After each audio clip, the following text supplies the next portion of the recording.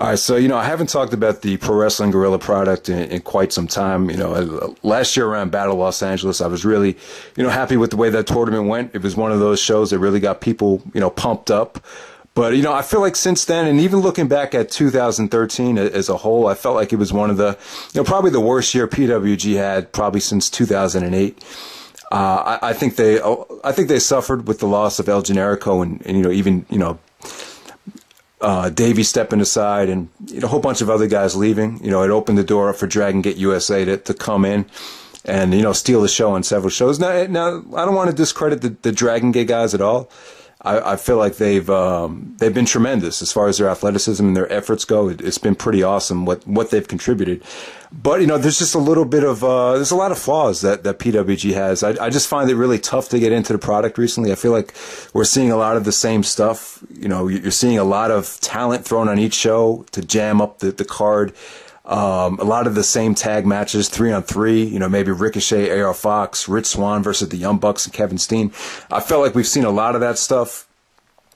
I feel like Adam Cole as the champion in both PWG and Ring of Honor really, it got kind of repetitive. I felt like it was, I think it's a bad idea to have your PWG champion and ROH champion at the same time. I think they should kind of work things out so you're not getting, all the same stuff all at once. Because I felt like the Cole title reign in PWG went on for over at least 15 months. It got kind of stale. And in ROH as well. Like if you look back at Adam Cole's reigns, is there any matches that really stand out? Is there anything that you could really say, oh, that was a memorable world title match? Like I can't really think of any. And I think that's the problem with PWG, even more so than ROH. I just have a really tough time, thinking off the top of my head, like what stood out from last year. And, the only thing that stands out is we've seen a whole bunch of, tag matches featuring Dragon Gate USA talent.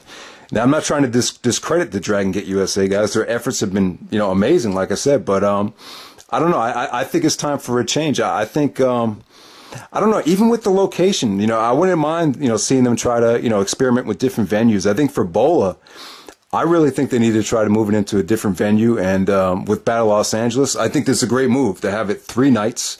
You're bringing in 25, maybe 20 to 25 different guys. Pretty much everybody on the indies that's a big name is going to be on this show, from AJ Styles to Chris Hero all the way down to, Johnny Gargano and Michael Elgin.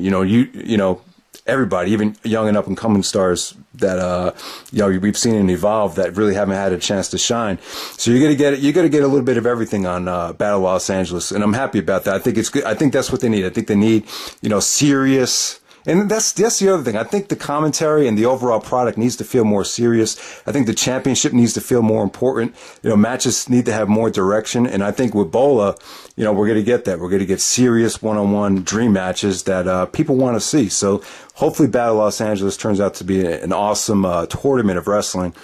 But yeah, with DDT4, once again, I felt like they dropped the ball with it. It was definitely a good show. Don't get me wrong. If you love PWG, you're definitely going to love the DDT4 show if you haven't seen it yet. I know I'm kind of late with this, but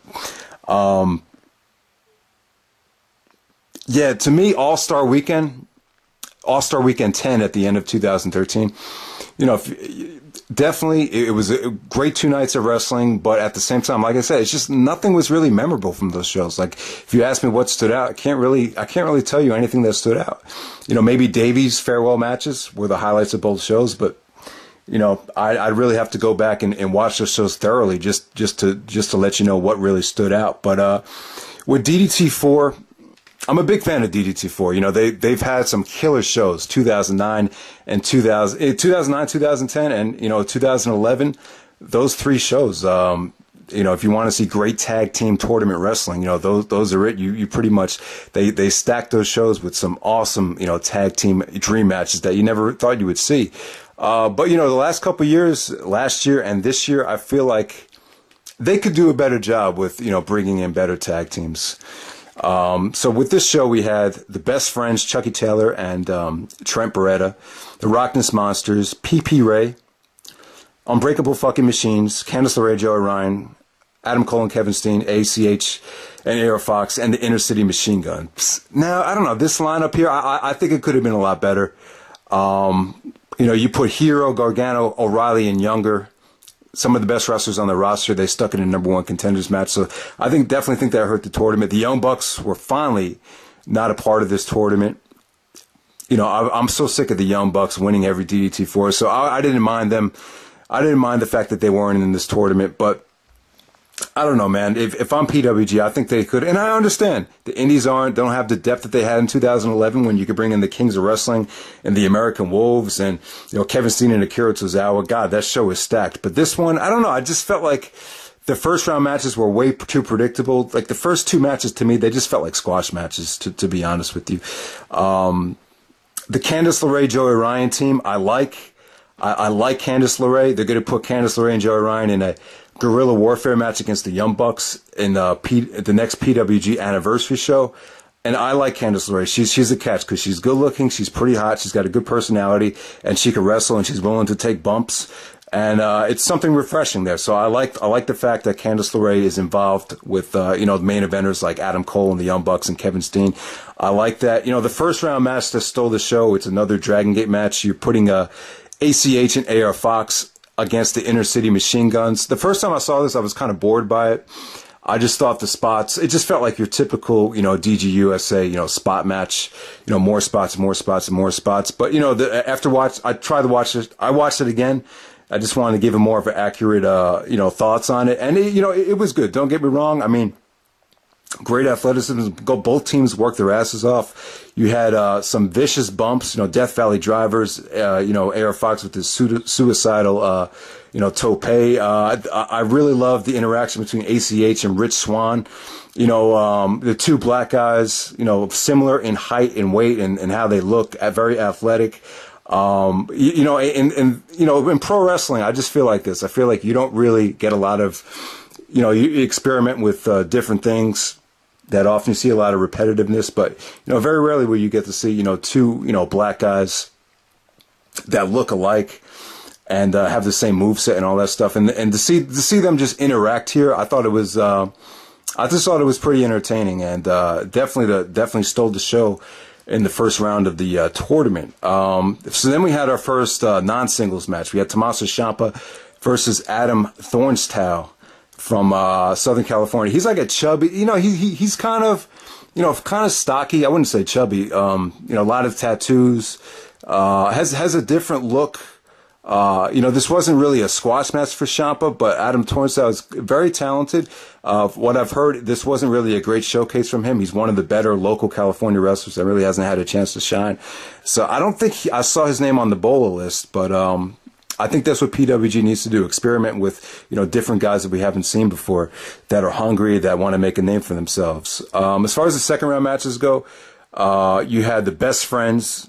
They advanced to take on Kevin Steen and Adam Cole.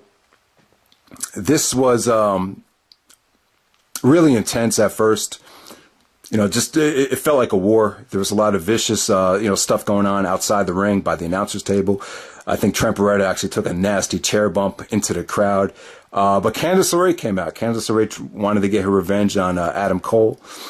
And we had a surprise pinning predicament roll-up with Trevor going over on Adam Cole. So the Best Friends do advance to the finals. The other second round match, I think we had Ricochet on Rich Swan, the Inner City Machine Guns, taking on the Unbreakable fucking Machines. And this was a good match. This was really good. The, you know, great combination of power versus speed. You know, you had Brian Cage actually do a lion salt, which got a Y2J chant. You know, Elgin actually busted out his, you know, corkscrew moonsault. Just a lot of, a lot of great dynamics here with power versus speed. Just, you know, pretty good stuff while it lasted. The finish was crazy from what I remember. Great, crazy finish. Great, you know, really good match right there. So then we move on to the match of the night. And, you know, I really feel like, you know, this is one of the things that hurt the show. I felt like, not really hurt the show, but hurts the championship. I mean, is it really necessary to have Adam Cole in the tournament? You know, he's your champion. Why not just put him in this match and make it a 4-way title match?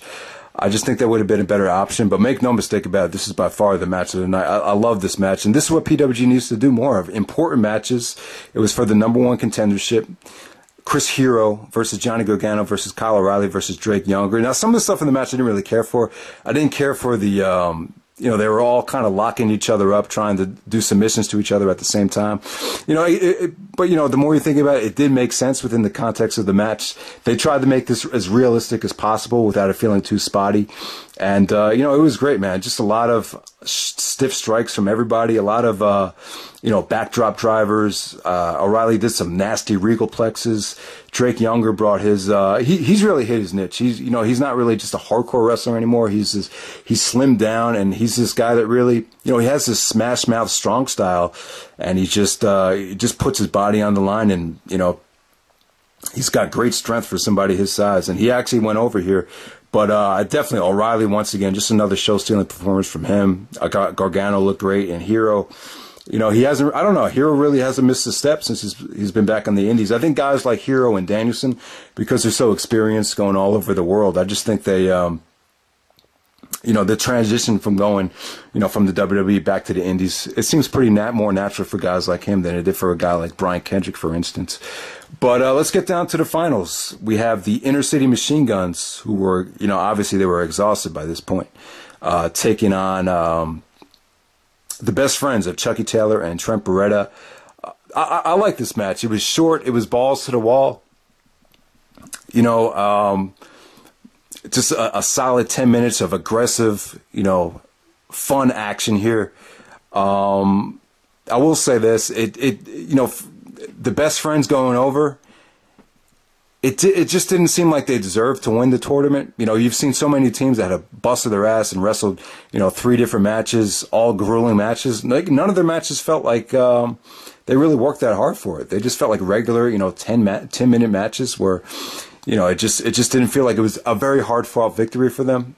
But, you know, pretty awesome finish with Chucky Taylor countering ACH's, it was kind of like a version of a lion salt into the Awful Waffle. That was a pretty awesome finish. You know, it was a nice way to put over the best friends without them. You know, they went more for in terms of trying to get the best friends over as, you know, characters rather than, you know, them putting them over as, you know, these great wrestlers. And it's kind of a smart move, and enhances Trent Beretta's character in a way to put him off with a charismatic gentleman like Chucky Taylor. So, you know, overall, I thought DDT4, it was a good show, but if you're kind of burned out on PWG's, you know, tag team wrestling scene, which we've seen a lot of tag team matches over the last year, it might feel kind of repetitive for you, but I'll tell you what, and I would agree. I think Trademark said it. The 4-way match with Hero, Gargano, O'Reilly, and Younger was, you know, pretty much better than any PWG match from last year. Just a breath of fresh air. I would like them to do more of this stuff. I just wish it would have been a championship match. Maybe you substitute Drake Younger with Adam Cole and just make it a title match. I think that would have been awesome. But I guess they didn't want to take away from the prestige of DDT4. But, you know, to me, DDT4 has kind of, I just feel like it's kind of lost its luster, you know, from the heyday of 2009, 2010, 2011. And even 2012 was a pretty awesome show as well. But the last 2 years, it just feels completely rushed. I feel like January is not a month where you want to put big shows or big tournaments. I feel like there needs to be somewhat of a build-up to it. I think May is like the DDT4 month. You know, even Kevin Steen said on commentary, he was texting El Generico, and he said, oh, El Generico was actually in the finals with Willie Mack against the Super Smash Brothers 2 years ago. And then he said, wait a minute, he was in the finals with me last year against the Young Bucks. So I think that just goes to show you that it's definitely losing its luster if, you know, the guy that was actually in the finals last year can't even remember that he was in the finals. So just want to make that point. You know, DDT4 to me, it's a special show. It's a special tournament. I really, you know, love the concept, but it's definitely losing its luster. But this is still a good show. Not really worth dying to see, but if you could check it out for a cheap price, definitely check it out. You know, things are looking up for PWG. The anniversary show looks pretty awesome. You're going to get Chris Hero versus Kyle O'Reilly. I think that's going to be amazing. And then at Battle of Los Angeles, they're going back. This is the first time, I believe, since 2007 where you're getting 3 nights of wrestling. They're bringing in more talent. Everyone you could ask for is going to be on the show. Not any Japanese talent, but pretty much everybody on the indies that deserves to be there was on that list. So things are looking up for the indies. ROH on pay-per-view. PWG Battle Los Angeles coming up. And Chikara is back. And I definitely think Chikara I think Big Rat 310 might have said this, but Chikara not being around has definitely hurt the indies. Because I think Chikara being around kind of makes you appreciate the different styles that the indies have to offer. So I would definitely say that. But yeah, first indie show in a while. Definitely want to get back to reviewing some more of the indies. DDT4, I know it's kind of late, but hope you guys enjoyed the video. All right, take it easy.